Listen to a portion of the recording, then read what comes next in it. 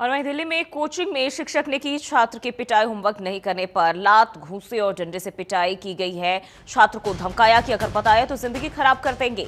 बच्चे के चेहरे और शरीर पर चोट के निशान है। तो दिल्ली से ये खबर, जहां कोचिंग में शिक्षक ने छात्र की पिटाई की और धमकाया भी। होमवर्क का पूरा नहीं करने पर लात, घूंसे और डंडे से पिटाई कर दी और बच्चे के चेहरे और शरीर पर चोट के निशान है। माता पिता ने पुलिस से शिकायत की है। देश की राजधानी दिल्ली में एक शिक्षक ने अपने छात्र को सिर्फ होमवर्क नहीं करने के लिए लात घूंसों से उसकी जमकर पिटाई की और उसके बाद क्लास का कमरा बंद कर डंडे से भी पिटाई की है। पिटाई के दौरान लगातार गंदी गंदी गालियां भी दे रहा था और 11वीं क्लास का 16 वर्षीय छात्र मुनीरका के कोचिंग सेंटर में ट्यूशन पढ़ने जाता था। छात्र का आरोप है कि 6 अक्टूबर को जिसके जो है शिक्षक ने होमवर्क पूरा नहीं करने के लिए ऐसी सजा दी कि छात्र बुरी तरह से डिप्रेशन में चला गया।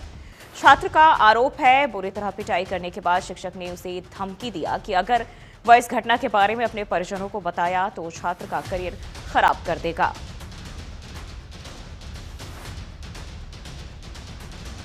तो दिल्ली का यह मामला, जहां कोचिंग में शिक्षक ने छात्र की पिटाई की है। मेरा नाम कार्तिक चौधरी है।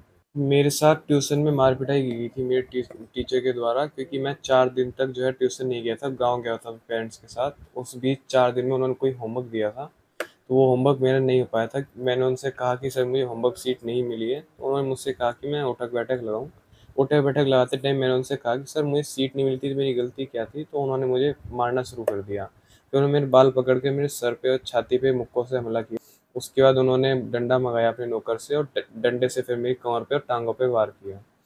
तो उसके बाद फिर मेरे पापा को आने से पहले उन्होंने मुझसे कहा कि मैं जो है इस बारे में किसी को भी घर पे या कहीं ना बताऊं, वरना मेरी life. Sir Pinky Chaudhary. Sir इसने हमें रात में कुछ नहीं बताया। सुबह इसके आँख के यहाँ पे निशान बना हुआ था रिंग का। तो तब इसने मैंने पूछा कि कार्तिक ये क्या हुआ है? तो इसने बोला कि टीचर ने मारा है। तो तब भी इसने पूरे निशान नहीं दिखाए हमें।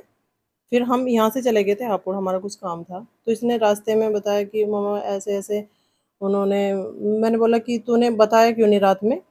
कि उन्होंने बोला था कि मैं अगर घर पे जाके बताएगा तो मैं तेरी लाइफ ख़राब कर दूँगा, तो घर पे जाके कुछ मत बताना और तेरे जैसे तू एक कार्तिक जाएगा तो तेरे जैसे बहुत सारे कार्तिक आ जाएँगे।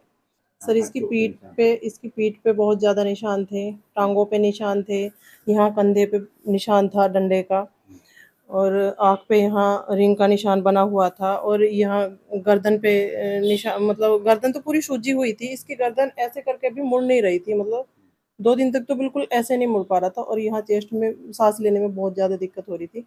फिर मैंने इसके सिर को देखा तो यहाँ ना मतलब पूरे गुच्छे के गुच्छे बालों के इस तरह से खींच रखे थे, पूरे ज़ख्म हो रखे हैं इसके सिर के अंदर और कह रहा मम्मा मुझे ना बहुत ज़्यादा पेन हो रहा है सिर में भी। नहीं सर, हम थाने में गए थे। फिर थाने में हमने एप्लीकेशन दी थी लिख के। तो हमने बोला था कि मतलब जो कैमरे लगे हुए हैं उनकी सीसीटीवी फुटेज निकलवाओ आप।